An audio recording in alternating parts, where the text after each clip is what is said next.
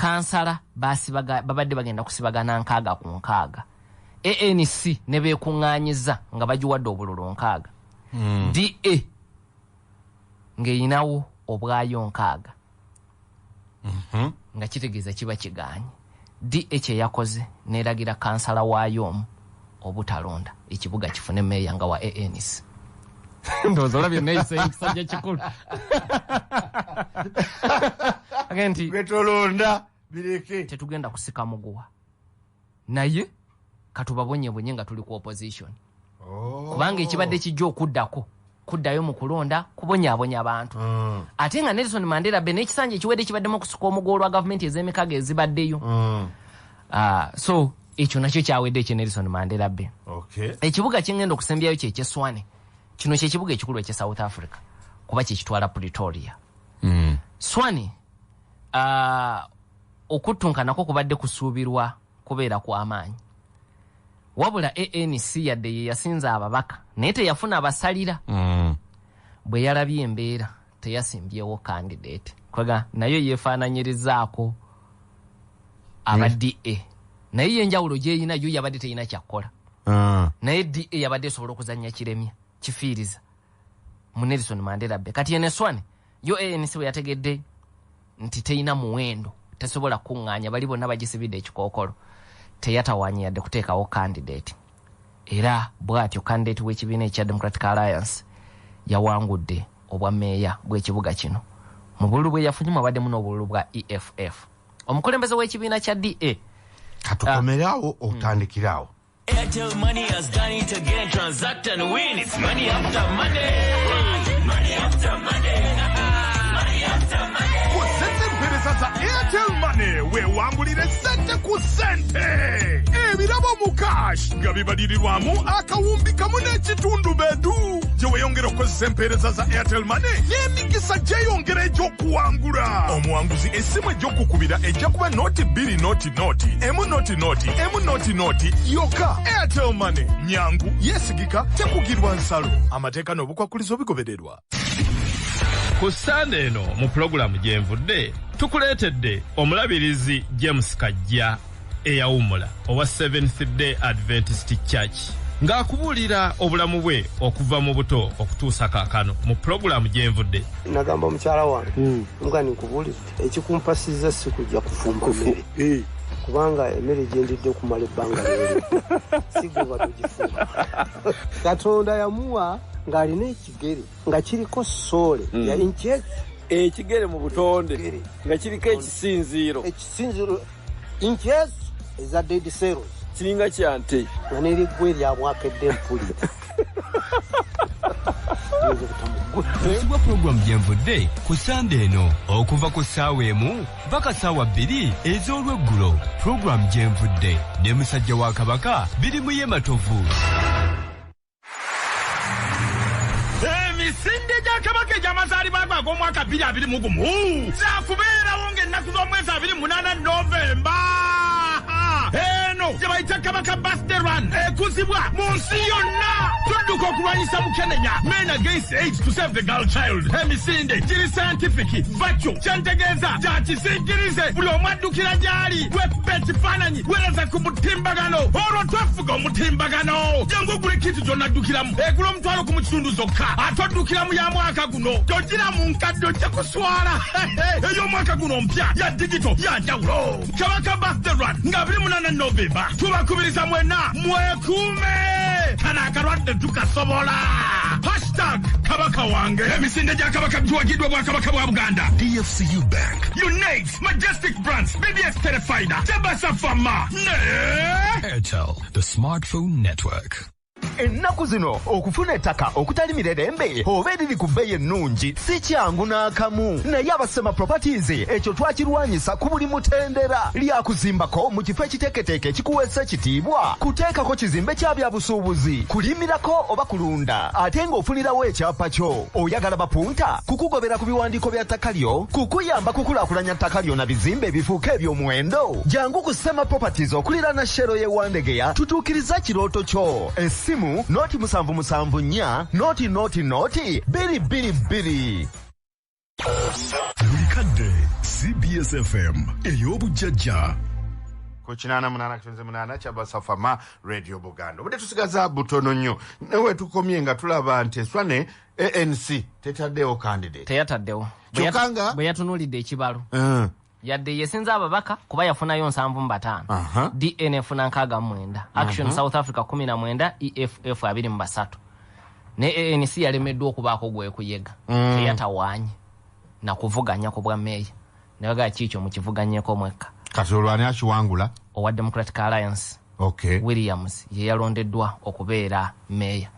Era eyabadde alina okubeera candidate wa ANC Aaron Maluleke yayanguye okumuyozaayoza naga nti tewabadde ensonga lwaki tumana n'ebiseera ku kifo ekyo. Naye tugenda mu kuwumula kyenkunyonyodde nti EFF mu kibuga kino era yalonze ewagira candidate wa DA. Yadde DA ezegigamba fete tusobola kolagana namwe. Era omukulembeze wa DM South Africa musajja omuzungu Stephen Hilson yagamba nti EFF okutulonda mu bibuga byonna gye yatulonze yabadde tetulaga bwagazi yabadde raga bukyayi ANC n'olwekyo saagala mu kitapute nga ffe abalina enkolagana yonna ne EFF okutuwa akalulu tekitegeeza nkolagana kitegeeza eraga bukyayi eri ANC singa yabadde n'ekyokukola ekirala yali badde ekikola kati ku nsonga Joseph Lukyamza agamba nti naye baba malema aba EFF bali kuki bayinza batyo okuwagira DN balekawo ANC ye kyekimutabula engeri gye bayinza okulekawo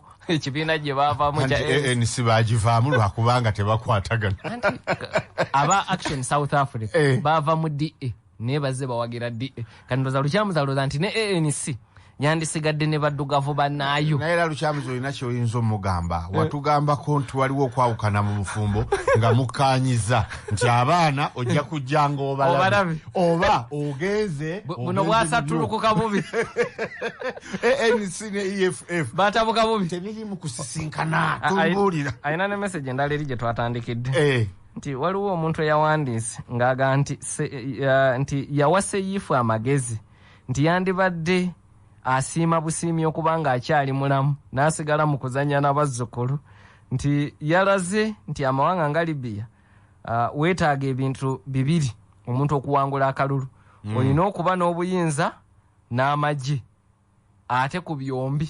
talinaako kyalina mu kiseera kye naye oba bagezesa kulaba no amagye talina gage naye abalwanyi abezintaani bali mabegawe so kati nabali abalala kati nga bw'olaba Dibayiba talina gye nti yalitondawo naye waliwo abalwanyi abamuwagira so osobola okubanga toyina liryo lyotonzeewo naye nga waliwo ekibinja ky'abalwanyi ekyetegefu okuwagira ndowooza nti abalwanyi bezintaani basobolera ddala okuwagira Sayifu. Olunaku lw'eggulo Paalamenti ya Sweden yalonze Ssaabaminisita omukyala asoose mu byafaayo bya Sweden. Wabula obuvunaanyizibwa teyabumazeeko yadde olunaku olulambo oluwera n'alekulira. Obuzibu bwavuddewa omutaana guvaawa yazitoowereddwa kiki kye tuyinza okugamba omukyala ono kyatugamba mu saa 12 kubanga alekulidde so nga ate ndowooza ne gwabadde addidde mu bigere naye yalekulira teyamalako kisanja kikuba ekisanja kya myaka ena kiggwako mwaka gujja naye Ssaabaminisita abaddeko yasalawo okulekulira. Kakati ono omukyala Magdalena Anderson kwe kulondebwa olunaku olw'eggulo mu Paalamenti. Ennonda yabadde bw'eti ampuliriza okusooka okutegeera obulungi nga sinaddamu kibuuzo kyo okutegeera gye biva okulonda kwabaddewo jjo okujjuza ekifo Stephen Lafven kye yalekawo kuba yali Ssaabaminisita. Ababaka mu Paalamenti 117 balonze omukyala ono Anderson. 174 ne batamuwa kalulu ne bamuwakanya. 57 ne batalonda abstaining babaddewo naye ne batalonda. Omu teyazze naye yabadde asobola okulonda ng'asigadde gyali ng'akozesa omutimbagano. Kati kiba kitegeeza 174 bamuwakanyiza 175 tebamuwakanyiza. Ssemateeka wa Sweden yagamba nti abatalonze oba ba abstaininze oba tebabaddewo kasita tebaleka bbaluwa ewakanya kitegeeza tebakuyinaako mutawaana so bonna bugatibwa mulundi gumu. Practically talonze naye olwokuba takuyinaako buzibu takuyinaako buzibu akuyinaako buzibu wakiri yandirekedde sipiika ebbaluwa kuba yategedde bizinensi eddako kati oyo omu bw'omugatta ku bali 57 aba abstains agaffe weetuli naye katubirabe bulabi omugatta oba n'ababaka 175 so mu bufunze yawangudde n'akalulu kamu abaamuganya obutereevu babadde 174 bokka amateeka ge Sweden gagamba abakugaana singa abawera 175 oba toyita bano aba abstains n'ataalonze baba balanga abamukkiriza tubagatta kubeya semateeka wa 1017 noweza 175 abayiseewo kati bw'ati bwe yayiseewo bw'amala okutuula mu yafeesi kubanga okulonda kwa bonna kuddamu Septemba 11 omwaka ogujja kwe kulonda kwa bonna gavumenti yebaddewo eya mukama we Stefan eyalekulidde baakola omukago n'ekibiina kya Green Party okuva 2014 era mbabadde batambulira wabula jjo nga yakalondebwa ate Green Party neeva mu mukago nga bafunye obutakkaanya ku mbalirira nagaffe omukago gwammwe gwe tubaddemu okuva 2014 tuguvuddemu kakati omukyala ono Magdalena kwe kugamba nti abantu bannonze bamanyi ndi mu mukago ne Green Party kati olw'okuba Green Party evuddemu kanveeko naye n'ategeeza sipiika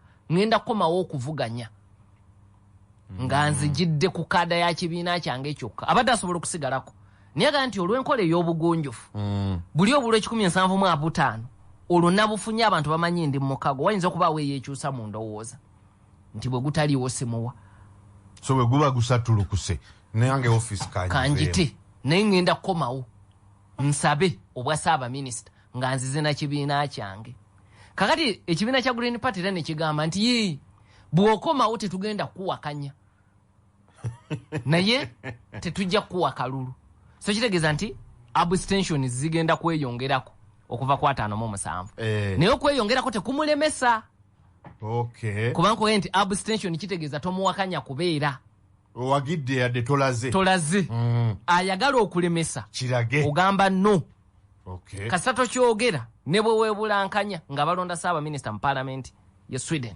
oba omuwagidde kakati omukyala agenda komawo alinze lunaku sipiika wa Paalamenti ya Sweden agamba nti olunaku olwaleero lwagenda okutegeeza okulonda lwekugenda okuddamu okubeerawo mu Paalamenti ya Sweden okufuna omukulembeze omupya so akyasobola okudda yadde yalekulidde mu ssaawa 12 so ekiremeseza ekisanja ky'oba okumalako kyakuba nti baavudde mu mukago bali baavudde mu mukago naye mu mateeka abadde asobola okusigalako so obuntu bwe naga nti bannonze kuba bakimanyi ndi mu mukago ne Green Party kati yeguvuddemu katuddeyo bannonde nga bategedde nti balonda nze lwansonga eno neeno